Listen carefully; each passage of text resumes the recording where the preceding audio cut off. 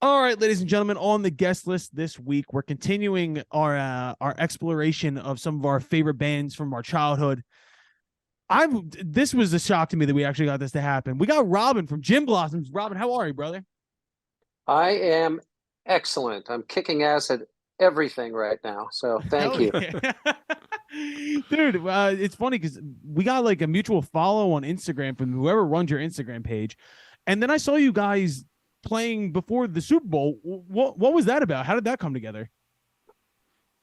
Well, the Super Bowl wanted to throw a big outdoor party, and they hired the Arizona's greatest band, Jimmy Eat World, and then they needed a support act that didn't suck, and they they actually initially booked some friends of ours, a group called the Black Moods. Oh, Great up yeah. and coming, great up and coming local rock band we've toured with and I've been associated with forever. And my friend in the Black Moods called me and said, "Hey, we got this gig with Jimmy Eat World." And then a few days later, he called me back and he's like, "Do you know the Jimmy Eat World guys?" And I'm like, "No, not really. I've met them, but I don't know them." And he said, "Yeah, well, apparently they kicked us off the bill because we're too hard rock, we're too metallic." And I'm like, "Well, nothing I can do about that." And then about a week later, we got the gig, and so I called my buddy in Black Moods. I was just laughing at him, like, "Well, sorry, dude, but we got that gig, and I bet we're being paid a lot more than you got offered." Hell That's yeah. funny. So yeah, just the NFL throws a bunch of events around the Super Bowl, and they wanted some local bands to play this show, and we qualified, and we came in within their budget, which was apparently significant because we got paid a fucking fortune. Fuck And yeah. um, I got it. anyway, My it our was, old it our was old great. manager manages the Black Mood, so I got to give him some shit about this. Saying, Oh how yeah, do you how do you hey, let the how do you let them lose a gig, man? Well, here's the funny part yeah. about all this is we were talking shit on Johnny because Johnny's from the band Congos, who are Arizonans, and we were like, "Damn, you didn't even get a fucking call, dude. You suck." Yeah, yeah. Well, now that I Sorry find about out that, all this Johnny. information, I know I'm going to call up this. We're still friends with his ex manager and say he must have actively cut us out of it. That's what I'm taking away from this Yeah, story. happens all the time. Those Yeah. managers have their own agenda, and the artist's wishes and preferences are secondary to what management's after, right? Yep. Facts. God Not damn. wrong. Yep. Oh, dude, we're really happy to have you here. And like I said, we had Everclear on, I think 2 weeks ago Oh now. yeah, great. We had Art on, and then once again, as soon as I saw the Gin Blossoms come across my screen, I was like, dude, I need the fucking Gin Blossoms on. And We need to I'm get like the Rembrandts. We need to do like a total 90s throwback like stretch, I think. There just you Who a else go. is in that? There you go. Well, I know all these guys. If you need some numbers, my We would my love that. Rolodex is full of '90s bands. And as it happens, we're doing a show in a couple months in April. We're performing at Hootie Fest in Cancun, Mexico, and Amazing. there's a Hootie it's like, Fest. yeah, say every band we've ever toured with. It's Hootie and the Blowfish with Goo Goo Dolls, Bare Naked Ladies, Collective Soul, Oh Everclear, man. Lit, What the fuck? and Cowboy Mouth. Yeah, that's going to be really fun. 3 days in Mexico. When is With that? That Yeah, sounds amazing. It's sometime in April. I don't remember exactly. It's at the end of the month, but I'm sure anyone interested can just look up Hootie Fest 23, and you'll be able to figure it out. And tickets are selling fast. It's a 3 day festival at a resort, and I'm planning to like rent a cabana and throw a party out there by the pool. So that How should would be you fun. feel about sneaking 4 fat idiots in through your road cases to cover the festival? I'd like to say there's room for you, but ideally it's good. The party's going to be mostly ladies, and there won't be room. So what can I do? Once I get the guys from Lit involved, the party's going to fill up pretty quick. There'd be nothing like showing up with 4 dudes at a festival. Oh my god, dude, that's fucking awesome. Have you guys been doing a lot of touring recently, like since COVID's been back, or been kind of like Yeah, we started up. We had a decent year at the second half of 21, and then 2022 was back to normal for us. We spent last summer out on tour with Bare Naked Ladies and Toe the Wet Sprocket. Oh fuck yeah! And we did 85 shows last year, which is a little below our average, but since our income per show is up, we don't have to do quite as many shows to make the same kind of bread anyway. It was a good year for us. We did really well, and now we're putting together some stuff for next summer. We're going to be doing a bunch of shows with Soul Asylum and Tonic. Dude, so it's all good. Named like all of our, Soul Asylum. That Runaway Train was. I swear to God, I remember it. My dad could pinpoint on different radio stations because that song was so popular. We'd be driving to like go get groceries or whatever, and he'd be like, "All right, it's going to be on this radio station now," and he would just switch the dial and turn up Runaway Train. Yeah, that's not surprising. It was a smash hit. Soul Asylum are a great band, and along those lines, I live on Long Island now, and my son and I have a joke where we turn on the radio and we say, "Well, what Billy Joel song do you think is going to be playing when we turn on the radio?" And it's usually "We Didn't Start the Fire." So. Yeah, he's a god. Robin, how many kids do you have? Just the one. Well, I got a son. He's 21 years old, also an aspiring musician. Awesome. Ooh. So does he know how big you guys are / were at the time, or does he think you're just like dad? Like everyone's dad is just their dad. Mm-hmm. He grew up around the band, but when he became like a serious musician about 6 years ago, it really began to occur to him, what our band is. And now he's a DJ on the college radio station there. He goes to Nassau Community College, and he's got a Tuesday night show on every week, Tuesday night, 7 p.m. Eastern. It's WHCP 90.3. And he's got an alternative show, and he pretty much plays Gin Blossoms every week. And he definitely like plays it up, and he'll tell stories about the band. It's like reverse nepotism. Yeah, a little bit of that. Yeah, and I support that.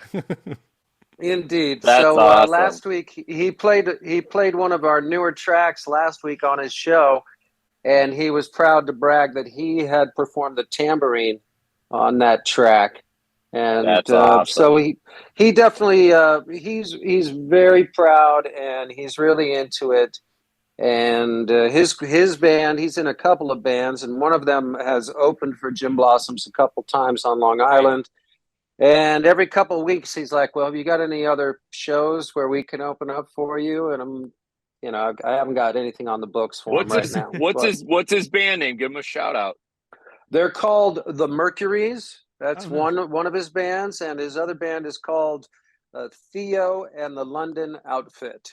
Love and both bands are out on social media, Long Island based, playing shows in Brooklyn, Queens, Long Island, and Manhattan. So it's great to watch your kid follow in your footsteps is amazing, and to be able to have practical advice for him, and a skill set that can help him and all of his bandmates It's a real pleasure to be able to assist them and to be able to coach them through certain situations. You know, It's gotta be tough. It's gotta be tough though He's when so your advice. lucky. Yeah, when your advice is though, like they're like, Dad, what do I do? And you're like, I don't know, right? Hey, jealousy. Like, yeah, that's almost exactly what I said. He's like, well, what advice have you got? And I'm like, well, write better songs. You know, that's what it all comes down to. You know, him and all of his bandmates, they can all play. They're all really talented musicians. But having a career like Jim Blossoms have been able to have is always a factor of the level of songwriting. And we wouldn't have anything if we didn't have songs that connected with people, that were a part of the soundtrack of their lives. And it's also good to have not gone down as a one-hit wonder, that we have several chart-topping hits. So we can pretty much go anywhere in the country and sell concert tickets. And, it's not something you can take for granted. So, So really, kind of really along those lines, I don't know if you guys, I mean, Colin and Dante, all you guys were aware. Did you watch Ted Lasso? And were you aware of that reference? Did it come up? For those of you that don't know, there's quite a big little scene that happens where they're discussing the favorite Gin Blossom song, and he says, "Was it Hey Jealousy?" He goes, "That's their best song. My favorite song is Follow You Down." So. Yeah, it's a really kind of cool scene. Like it's not an inside joke because obviously it's huge songs, but still like getting into the weeds of that. Were you aware that was coming out? Had you been contacted in any way? Do you know those guys, or was it just like a random thing that was a kind of cool surprise?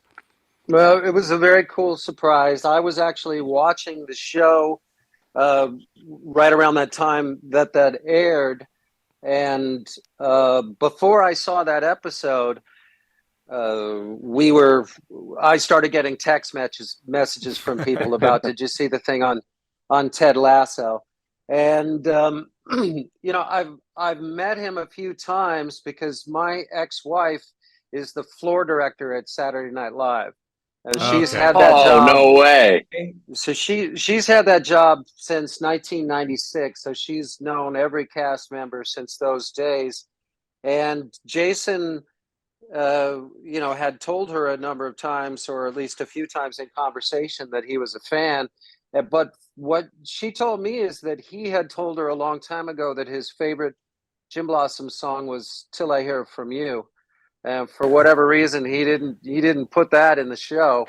Weird. But that was a great moment, and yeah, we got a lot of buzz around the band right about the time that aired. Yeah, I was gonna ask, did you see, like, did that translate into like streams and activity online, that sort of thing? It must have. Absolutely, it totally did, and all of a sudden, like we did a couple of interviews just inspired by that. So all of a sudden, we were getting a lot more attention all of a sudden, just because we got mentioned in one of the bigger TV shows on the planet. So Right. It's like the world's easiest. It's like the world's easiest, lowest paying sync licensing agreement of all time. Like you got the buzz from it, but you didn't even do anything to get it.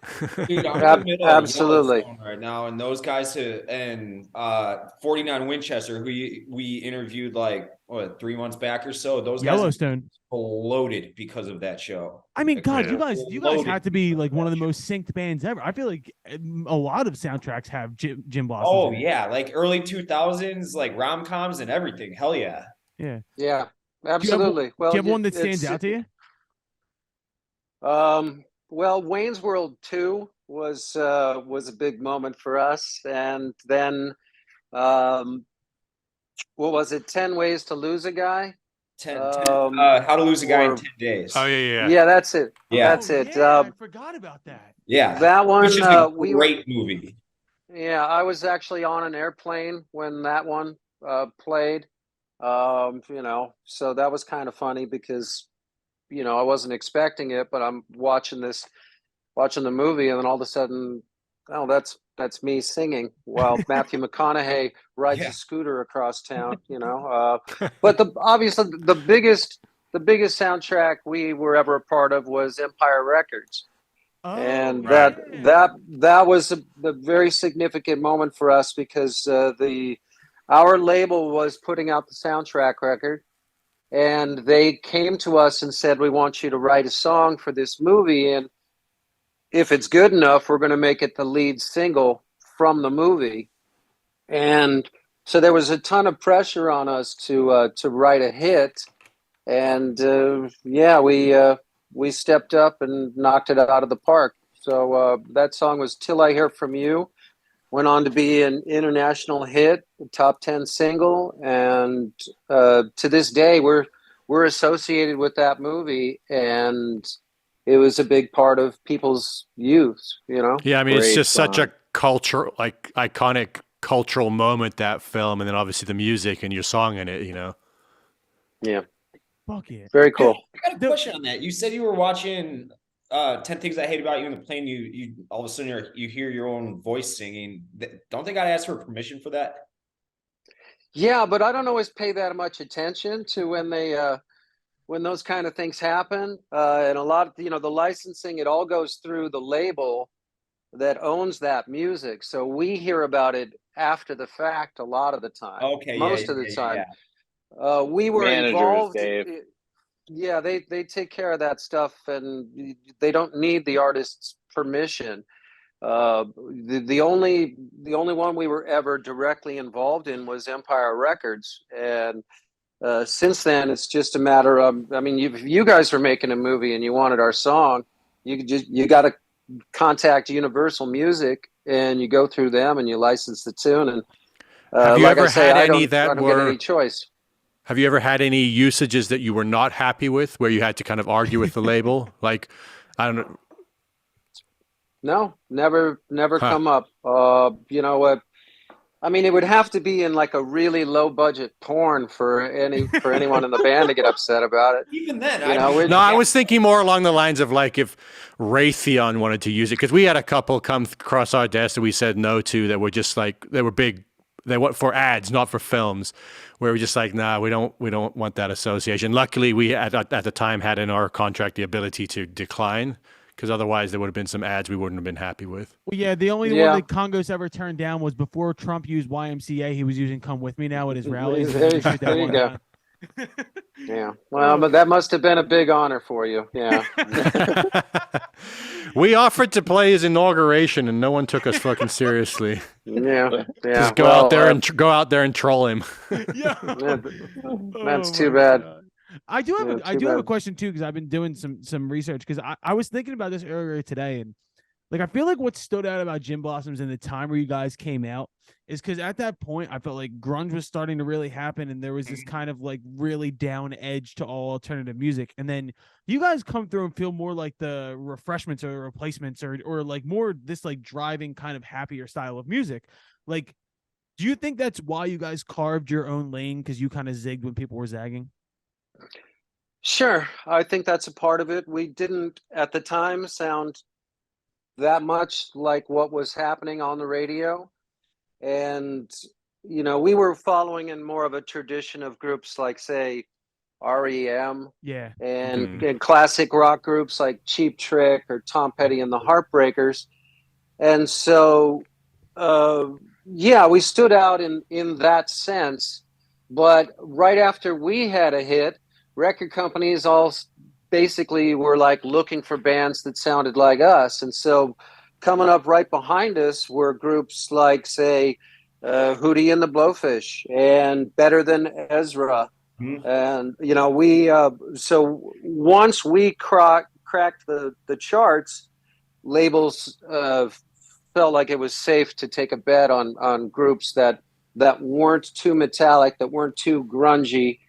And the first time I ever heard Hootie and the Blowfish, I thought, that their label must have gone out and basically been looking for someone that sounded like Gin Blossoms, And but boy, they did pretty good. I mean, I think they sold about 5 times as many records as we did. So whatever it was, they connected on a much deeper level than we even managed to accomplish. Yeah, so, but that's like one of those things when someone asks you to like open a jar, you ask them, like you did all the work, and then they get the glory at the end for opening the jar. That's how I would take that situation anyway. I do, and I will be certain to point that out to them when we're at Hootie Fest in April. You guys are just swimming in our wake. Just get hammered and start screaming at Darius Rucker from the crowd. You don't deserve this. Do me a favor. Indeed. If you do bump into Better Than Ezra, tell him I remember. It's been a long thing on this podcast. I have a very weird relationship with Better Than Ezra. We opened for them like 5 years ago, and they were not nice to us. So I've had a lot of shit to talk about Better Than Ezra, dude. So I don't know if you guys have a rivalry. Okay, I'll let them know if I do see him. We do bump into those guys every couple of years. You can pretty much count on us doing a show with Better Than Ezra, and we'll always bump into our old friends like Sugar Ray and Spin Doctors. Yep. It's only a matter of time before we end up on sharing the stage with some of these groups, and we've had the pleasure to tour with most of them over the course of our career, and it's cool. I have a question. When you've been touring as long as you guys have you got any key tour road crew that's still with you? Have you managed to keep a lot of that, or have you gone through a lot of crews? Like, did you find your tour manager that you kept forever? I wish I could say that we have, but no, we have not. I guess we don't pay enough to retain our crew. And so every 2 or 3 years, it tends to cycle because they find better jobs. So our tour manager most recently just left us to go work for Sublime. And so we had to pull out the Rolodex and find somebody. And we managed to find the guy that was working for us 2 or 3 years ago. All of a sudden, he needed work. And so now he's back in the fold, taking care of us. So what we've learned through painful trial and error is that the crew comes and goes, the management comes and goes, and what's most important is that we have to stay loyal to each other, and as long as we never break faith with each other, everything else outside of us can cycle. But it's really important that we never we never stab each other in the back. And so we've got a management now, and no matter how pissed off I am at one of my bandmates, I will never talk shit about my partners to management. If you want to keep a band together for 35 years, you've got to maintain that loyalty and that brotherhood. You might not want to talk shit to the management, but do you want to talk to us about it? Like, do you want to air any grievances about your bandmates? I'd love to. No, it's all good right now. We're kind of there after everything we've been through. We've gotten to a point where we know each other, we know each other's preferences, and we know what not to do to piss anybody in the band off. And you don't survive the way we have without just staying true to each other and learning how to travel together without pissing anybody off. And that's one of the most important things. When I'm asked to give advice to up and comers, how do I keep the band together? And I'm like, well, you stay loyal to each other, and you don't piss anybody off. Everybody just has to get up and do their job. And as long as you're doing that, nobody can give you any shit. So I feel like bands that stay together would make great marriage counselors, because it's the same kind of thing. Like exactly what you're saying. It's literally just staying together for a band for 35 years is an achievement. Like, you've got so many different personalities, so many situations where it's so easy to just say, fuck it, we're out, and to do that's an accomplishment in itself, That is very true. And when when my marriage fell apart about 13 years ago, I remember my ex-wife saying, I don't I don't understand. You're always pissed at your bandmates, but you're never going to leave the band. You'll never quit the band, but you're always mad at them. And no, but you're going to divorce me. And I'm like, well, yeah. First of all, I've known them. I've been doing this longer than you and I have been together, and I don't get paid to be married to you. So That is a savage response. But plus, and I bet if if you're in the middle of like heavy touring, you're sleeping closer to your bandmates more than your wife most of the time. So a good portion of the time, you bet. But you know, great. we haven't had to share rooms since 1994 when we finally like achieved it. Once we sort of achieved some measure of commercial success, that was one of the first things that happened. Is everybody started getting their own hotel rooms. Once you get your own hotel room, you can't go back. No, and that's definitely a sign that your band has made it.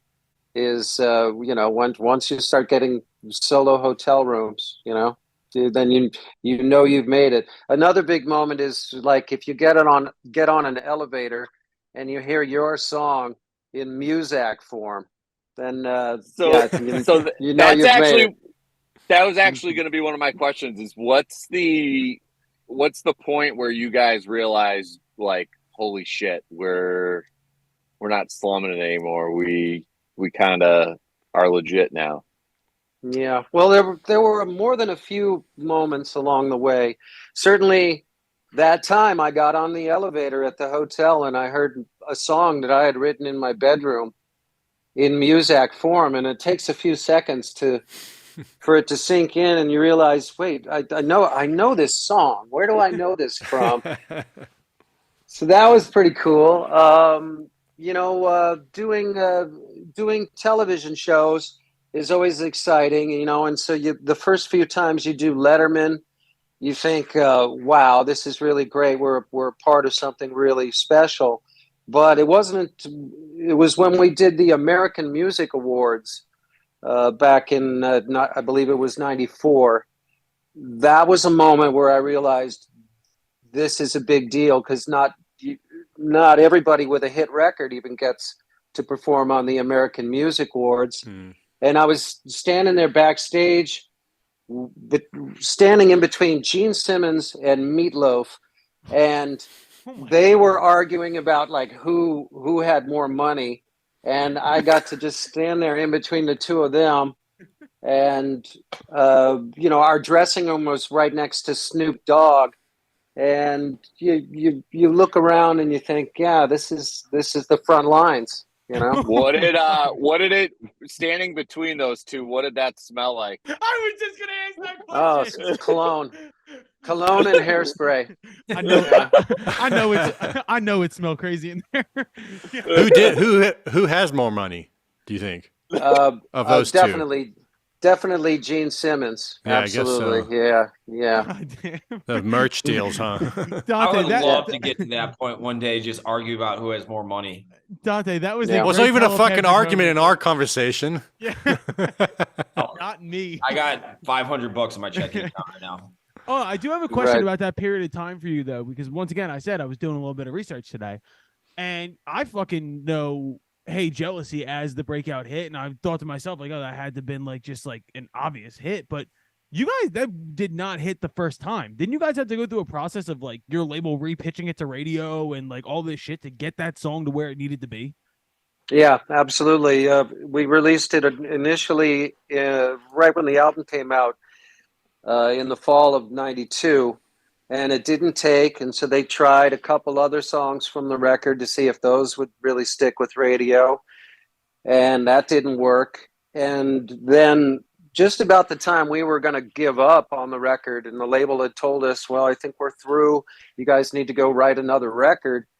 About a month later, in the spring of '93, our management and our record company came up with this idea for us to go out on tour in colleges.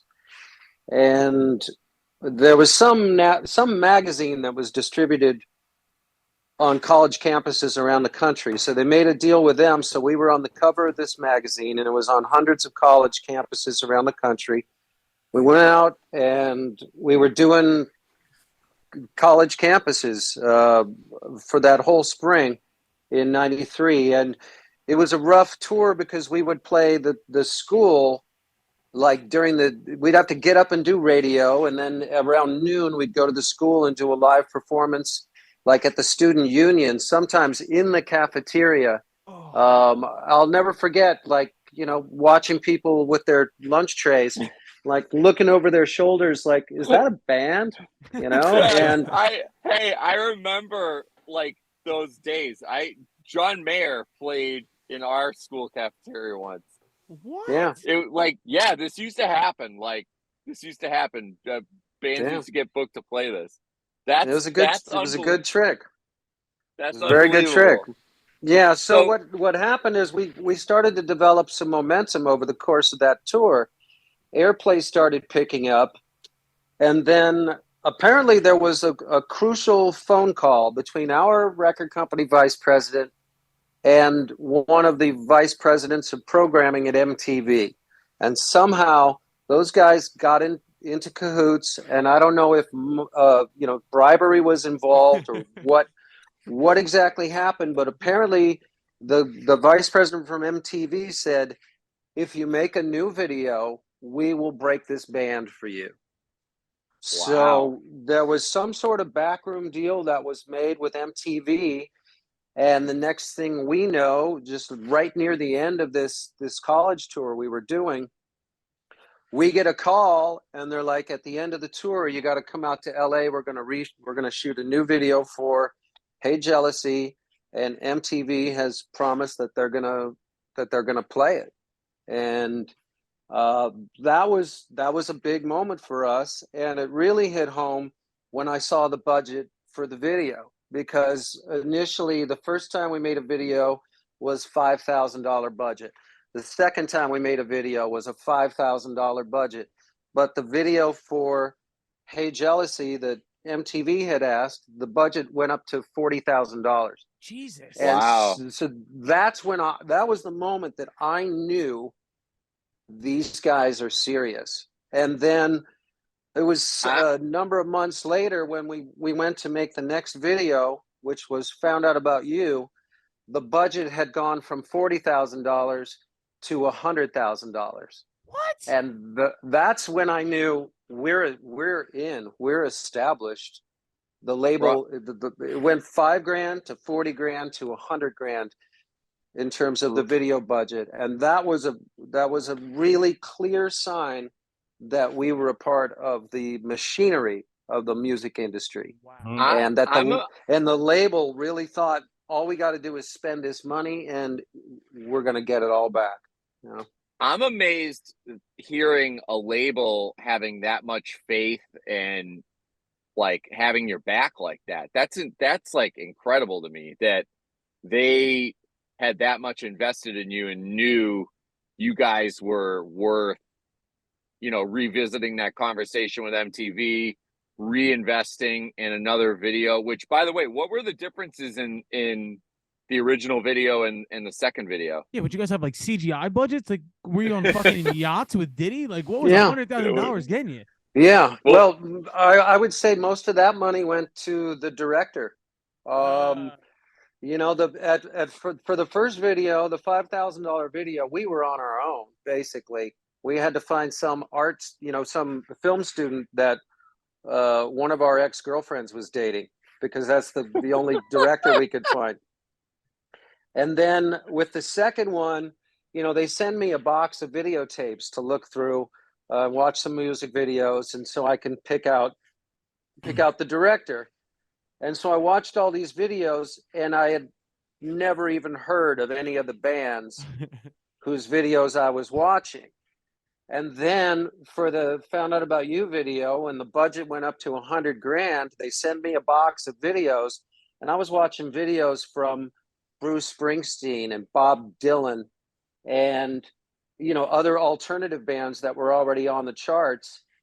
and that's again when I knew, wow, the last time we did this, I didn't even know any of the bands in the box of videos, and now I get to choose the same director that worked with Springsteen. So I think most of that money, to answer your question, I think it went towards the director and the production values, and like the studios we were allowed to shoot in, and special effects budgets and stuff like that. For So, $100,000, awesome. I know I'm an asshole because for $100,000, I would have been asking to do the Paula Abdul video where she was like dancing with fucking Roger Rabbit or whatever the fuck she was doing. Like, god damn. That's so funny. For $100,000, I'd be thinking, how can I make a video for $150 and pocket the rest? Charge it to the label. That's where my brain goes. That's where exactly. my brain just went. That's awesome. Dude, I mean, this has been so much fucking fun, dude. You have great stories, and I do wonder, like, now, like, looking on what's going on in music right now, like, do you guys still have interest in making new records, or like cutting your teeth that way still, or is it just like, I'll go fucking play Hootie Fest and tour 100 dates a year, I don't even worry about making new records anymore? Well, both actually. We don't need to worry about making new records anymore, but we do it because it's who we are, Right. and it satisfies us. The last time we made a record came out in 2018. It's called Mixed Reality, and I think it's one of the best, if it's the second best record we've ever made as a group. And we were able to go and work with a producer that we had always admired and always wanted to work with. So we hired Don Dixon and Mitch Easter. These are the guys that produced the first 3 REM records. And Don Dixon went on to produce some of our other favorite artists, including the Smithereens. And Don Dixon was Nirvana's first choice for a producer, but Don turned them down. He didn't. Don could have produced the first Nirvana record, but he turned it down. But Nirvana, they were all fans of the Smithereens, and so they liked Don Dixon as a producer. And so we made this record, came out 2018. I think it's one of the best things we've ever done, and we're tentatively planning to get another record done sometime, like in the next year or so. But there's no rush because we really don't sell records anymore. As good a record as Mixed Reality is, it really didn't sell very much. Nobody really sells many records anymore. It's very difficult to do that. And I remember right about the time that Mixed Reality came out, I was talking to a friend of mine. He's the drummer from Sugar Ray, and he's also in Good Charlotte. And my buddy Dean and I were on the phone, and he said that the Good Charlotte record had just come out, and they were doing a bunch of shows. And I'm like, well, how's it selling? What's it? What kind of numbers are you doing? And he didn't want to tell me. He's just like, he kept just avoiding the answer. And I'm like, well, tell me, how many records did Good Charlotte sell? And he said, Robin, let's put it this way. The days of getting a gold record backstage are long gone. Oh, yeah. And so I kind of prepared myself mentally. Okay, if Good Charlotte can't sell records right now, then we haven't got much of a shot at it either. But that's not going to stop us from doing it when we want to.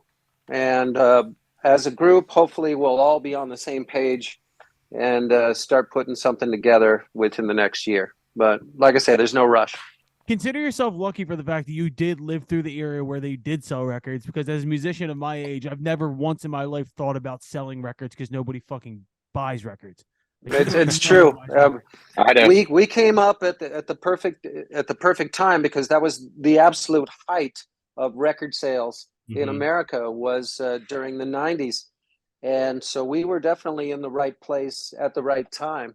And to go back to one of the points you guys were making a few minutes ago, we were with a label that wanted to build careers. They weren't just interested in hits and one-hit wonders. they wanted sustainable careers, and we were with A&M Records, and so they were willing to allow us to fail a little bit and try again. And they saw a long-term potential for us, and that's the kind of label they were. The same record company behind Soundgarden and Sheryl Crow and The Police and Sting and Peter Frampton, Janet Jackson. They were a great, smart, classic label that believed in long-term careers, and they were willing to invest in the band. And Nice. to that point, we actually failed to make our first record. They set us up with a big shot producer, and we spent 2 months in Hollywood trying to make this album with this big name producer, and it failed, and the music wasn't very good, and we threw it away. I still to this day have never heard those recordings since like a month after that. And so that was $100,000 debacle on our part. We spent $100,000 failing to make a record, and we thought we were done. We figured we were going to come home to Tempe and we would get dropped, and that was going to be the end of it. But they believed in us, and so they gave us a little bit of money, a $20,000 budget to go self-produce an EP. And so we did that, and then they put us out on the road with no radio and virtually no retail support. It was just us in a van driving around in the winter of '92.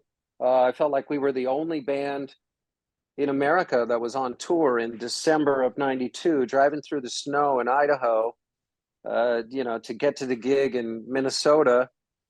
And that was a way for the label to not only further invest in us, but also to test us to see if we had what it takes to sustain a career, if we could survive being in a van for a couple of months under those conditions. And it was a way for them to sort of shake the tree and see if any rotten fruit fell out. And we survived all of that.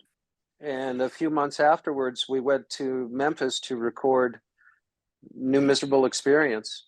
And the point I'm making is that A&M at the time was a label that was willing to invest in careers and give you the opportunity to try and fail. And one other quick example of that was Sheryl Crow's first album. Sheryl had been on the label for a few years.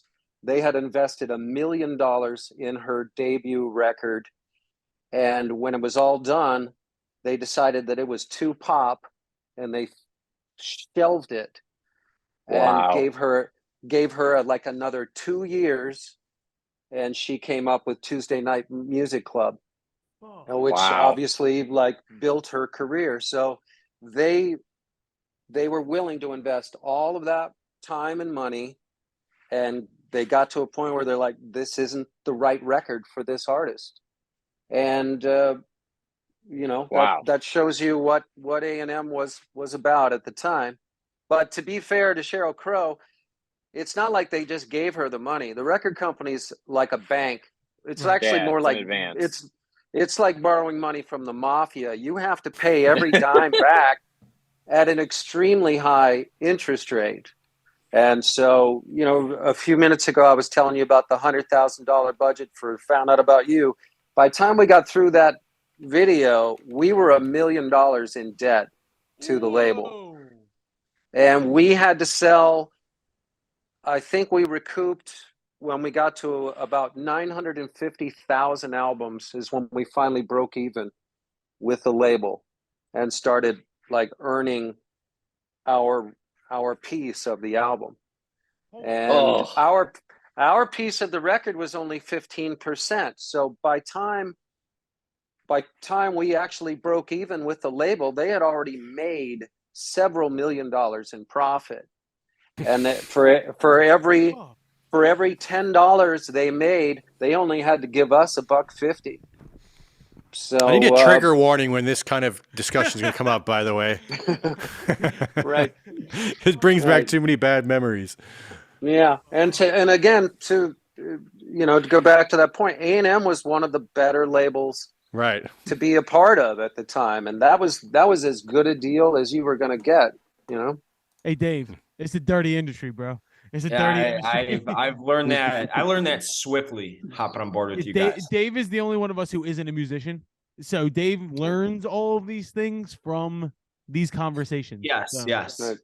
There's a lot of these sort of horror stories. But I mean, it sounds like one, they're a business, so Yeah. you can't really, hate on them for that. But two, it does sound like one, they're willing to gamble if they do feel that they have something, which I don't think many businesses in their position would do at all. And two, it sounds like they're actually like upstanding people, which I do appreciate. Yeah, there were a lot of great people at the label at the time, and it's their hits like a Janet Jackson record that gives them the budget to go out and gamble on a band like Gin Blossoms. Right. And then again, they sign Gin Blossoms. They're not going to lose money because we have to pay them back for everything. So it still benefits the label way more than it does the artist financially. But they, that being said, they were a real music label, and they cared about music, and they cared about building careers. So, well, you'd be hard pressed to find that shit anymore. Yeah, it's impossible. It sounds it's like impossible. A different world. It is. The only artist to have a platinum record in the last 5 years was Taylor Swift, and she sold when she sold 1 million physical copies of her record. She was the first artist to go platinum in a couple of years, and I don't know if anybody's done it since. And if Taylor Swift had been out in 1993, she probably would have sold about 25 million albums, because that's what we did. We all went to the record store to buy records. We all watched MTV to see music videos. We were listening to the radio. And now the delivery system is just so different. I don't think music has really changed, and certainly not people's emotional attachment to music. Some things like that never change, but now we just live with a different type of media and a different form of the delivery of the music. Right. But there's still music still as great as ever. I like that attitude. Who are you listening to these days? Yeah, that's a good question. Well, I've never stopped listening to rock and roll. My favorite band for a while now, my favorite band is The Darkness. Yeah, And let's go. Nice. Justin Hawkins. Absolutely, he's so great. Just love that band. Another recent group that I really love is called Volbeat. They're just an awesome hard rock band from Denmark. Just great stuff. And let's see, an alternative band I love. They're called The Stripes. They're a really young group from, I believe, Ireland. And they take me back to that music that I was listening to when I worked at Tower Records in 1983. They sound like The Jam, or something along those lines. Elvis Costello and the Attractions. They remind me of that kind of music. So sorry, the Tower on Mill Avenue by ASU. Oh yeah, man, I spent many hours there just going through the records. That was such an experience. That place was a cool spot. Just a couple Arizona boys. Yeah, indeed. Yeah, I got a job there right out of high school. I started working there in 1983, and then I actually got fired twice from Tower Records. I'm one of the only people on the planet can say they've been fired from Tower Records twice. But then I got a job across the street at Zia Records. Yeah. And then my next job, and the last time I actually had a real job, was in 1989. I was working at Rockaway Records in Mesa, Arizona. And so, I had about 7 years of retail experience before our band ever got signed. And so I used to be able to, hold my own with when we'd be in conversation with our product manager or whatever. She couldn't tell me anything that I didn't already know. Right. Yeah. God damn. Breakage. Robin, this has been an absolute pleasure, man. You're welcome back whenever you'd like to come back on. Oh, thanks. We'll have to get your son's band on at some point too. Yeah, That'd be awesome. Anytime. I'm sure you guys can find him on social media. If you need help with that, you guys got my management's phone number. You can get a hold of me anytime you need something. All right, awesome. The only thing I will ask is, once again, I'm pitching the idea of sneaking us into the Hootie Fest. well, okay. The roadie cases, yeah, like Robin. we're in Breaking Bad with the meth containers. Yeah. well, Robin, I want to ask you: do you think we're even going to make it to Hootie Fest with this alien invasion going on? Yeah, What are your thoughts? What are your thoughts on this? I'm pretty sure that those balloons were all of the UFOs were up by Alaska, so I'm pretty sure we're going to be safe in Cancun. Yeah, no problem. Okay. And this is We'll gonna be see you real there. bad. It's gonna be real bad if the see you there. aliens. It's gonna be a real bad clip if the aliens do land in Cancun. They just randomly pick Cancun on that day. We're like, damn, Yeah. Rob. They heard Robin. They heard the challenge. They came to catch it. Yeah, All that's cool. Actually, can I quickly? Our band did have a UFO encounter, like What? a real UFO encounter. We were in the studio in Phoenix recording "Follow You Down," and we went out into the courtyard of the studio, and we all, and our A&R guy and our producer, we all stood in the courtyard of the studio and had a UFO encounter. There was something in the sky above us that it was really high altitude, whatever it was. It had roughly had the shape of a blimp, and it had like this weird lighting, this moving lighting pattern that was on it. And we watched it just hover above the city of Phoenix for about 10 minutes and then just ascend straight up over the course of a couple minutes. It just went so high that we could no longer see it.